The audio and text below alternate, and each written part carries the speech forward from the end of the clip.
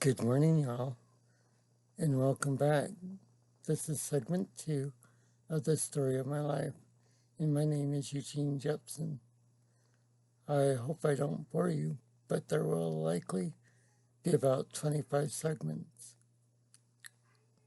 Since I'm pretty much bedbound these days, they will mostly look the same, and I haven't got them all recorded yet, so I'll post them as I do. So I'll probably post about 3 or 4 a week. I just died, forewarn you. Anyway, on with my story. While my mom was pregnant with me, she had some unexplained pains in her belly, and she knew that this pregnancy was different from any of her other pregnancies. Not even the doctors knew why she was in so much pain. One day, when my dad was out archery hunting, the pain had gotten so severe that she asked the stake president for a priesthood blessing. In the blessing, he blessed us both.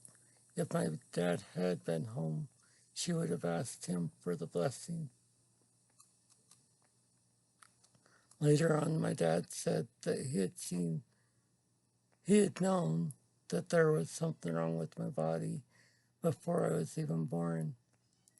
He had seen each of his children's spirits before we were born and said that I was the tallest, the most handsome, and had the broadest shoulders of the bunch. I guess I'll have something to look forward to when I get resurrected and have a perfect body.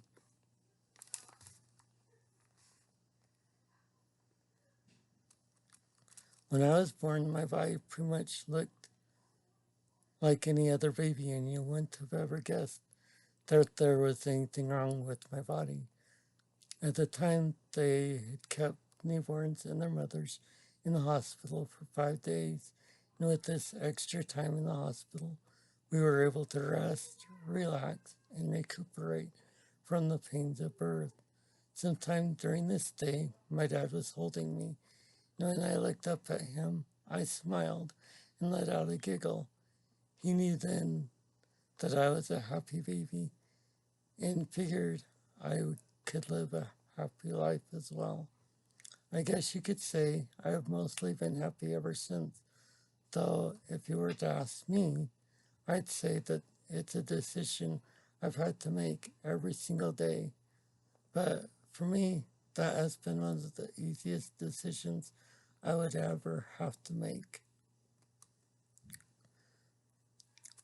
I hadn't been home for more than a week when my grandmother, Winona, who had been a nurse, was giving me a bath, and she noticed that there was a lump on the side of my neck and asked my mom what the doctors had said about it, to which she replied that they hadn't said anything. She told my mom to ask the doctors about it at my first checkup. A few weeks later, I was taken in for that checkup, and the doctors weren't sure where the lump had come from and didn't know why I even had it. When I was 4 months old, the University of Utah Hospital had a specialist, possibly a plastic surgeon from Florida. There, he was doing a surgery on a patient that had driven his snowmobile through a barbed wire fence. They asked the doctors if he checked me out, and so an appointment was made, and after examining my neck and taking x-rays, he decided to do an exploratory surgery. After cutting the side of my neck and shoulder open, he noticed that the lump looked more like a vertebrae, and it had calcified fibers attached between it and my shoulder blade. The surgeon removed some of those fibers and decided to leave the vertebrae looking bone alone. After the surgery, I was taken in to see a physical therapist, and he would force my head to turn from side to side. And since that was uncomfortable, it would make me cry. At the end of the appointment, he supplied my mom with a neck brace that would help keep my neck straight. She found that this would make me cry each time it was put on. So she took the brace off, turned my head to the side, and I would stop crying and would go back to sleep. Rather than letting me suffer any further, she decided not to take me back to the physical therapist, nor would she make me wear the uncomfortable brace, and she threw it away. Over the next few months and years down the road, it got to where my neck froze into place, and that has been the way has stayed ever since. After these appointments, my parents realized that cutting on my muscles or having invasive surgeries and forcing my muscles to contort didn't do me any good. And with this knowledge, they have prevented me from having any surgery since then. Occasionally, I would get hurt, and my dad would give me a priesthood blessing, and I found great comfort in these blessings. Even before I could walk, I would crawl up to my dad and take his hands and place them on my head because I had known from previous experience that priesthood blessings would ease the pain I was going through. Throughout my entire life, I relied quite heavily on these blessings and the daily blessings from our Heavenly Father. My dad wanted to give me a blessing that would heal my body, but knew that that wasn't the Lord's will. My body may not have been healed from all of its infirmities, but the Lord has given me the strength to bear the pain I was going through.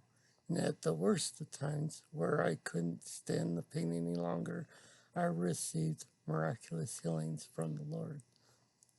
Without this extra help, I doubt I would have lived such an amazing life. And if you ever need any extra help, make sure to use this as a resource and find someone that has the restored priesthood and ask them for a blessing. I would highly recommend it.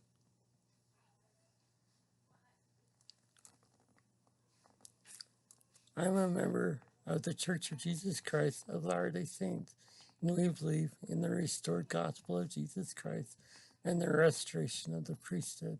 If you have any questions or comments about the words I use, feel free to ask. This is where I'll end segment 2. Thank you for listening, reading, or watching.